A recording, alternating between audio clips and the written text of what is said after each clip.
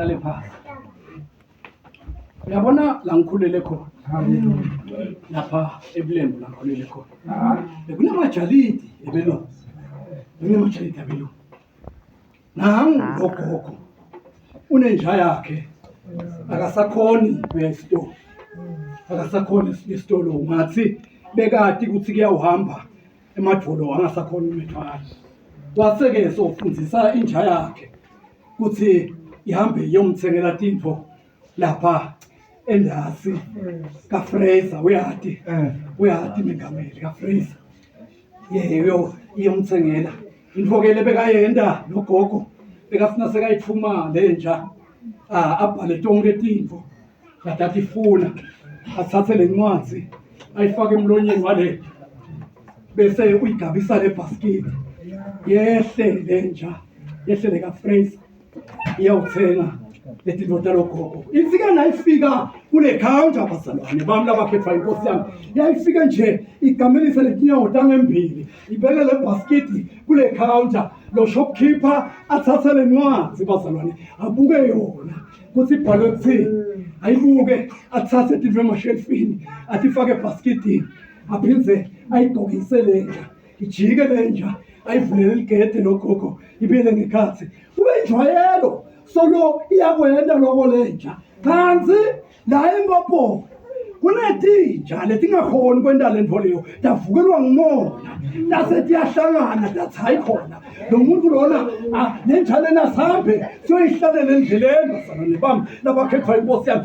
Sokhona ukuthi si-atheke ngebunengi bethu. Namambala-ke njengenjwayelo yathi yanqamula kulesinye istradi yatithola letinja bazalwane bami labakhethwa inkosi yami.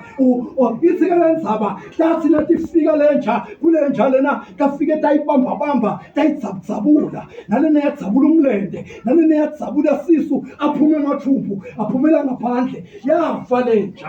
Bathi-ke nabayawufika labenza ngendlela bathola simanga sekuthi lenja yabonakala ifile lenja, lebhaskidi yayo naye layilele khona, kodwana leliphepha Solomon alisuki emlonyeni walo. Bazalwane bami labakhethwa inkosi yami, ngoba sengiyawuhlala phasi bazalwane bami ngikhuluma ngemuntu bazalwane lo aphatha incwadzi kwaze kwaba sekufeni nguJesu igama lakhe, akazange incwadzi yakhe ayilahle endleleni. Bazalwane bami labakhethwa inkosi yami, kufuneka abantu ngoba wonke umnekede emhlabeni uniketwe incwadzi yakhe. Wena ngenteka wahamba nje bazalwane, incwadzi yakho kadze wayilahla. Hamba namhla nawusuka la uyawufuna incwadzi yakho uyifake emlonyeni ngoba uyawubudwa ekhaya.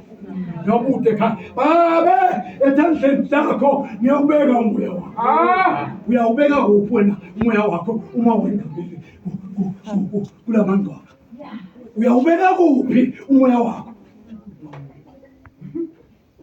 Ngoba umoya wakho nangoba ubeke etandleni letingito letakudala utasihlupha. Sathi siyahamba emahlathini noma lapha etaleni sikona ukhanyisa lithoshi, kanti sikadze wafa uphomputa uhaye emafastelo ngoba umoya wakho uyanzitha. Umoya wakho uyanzitha bazalwane bami, awunikeli etandleni letingito, awunikeli bazalwane babe etandleni takho ngiyawubeka umoya wami. Ngiyeke bazalwane, ngiyeke.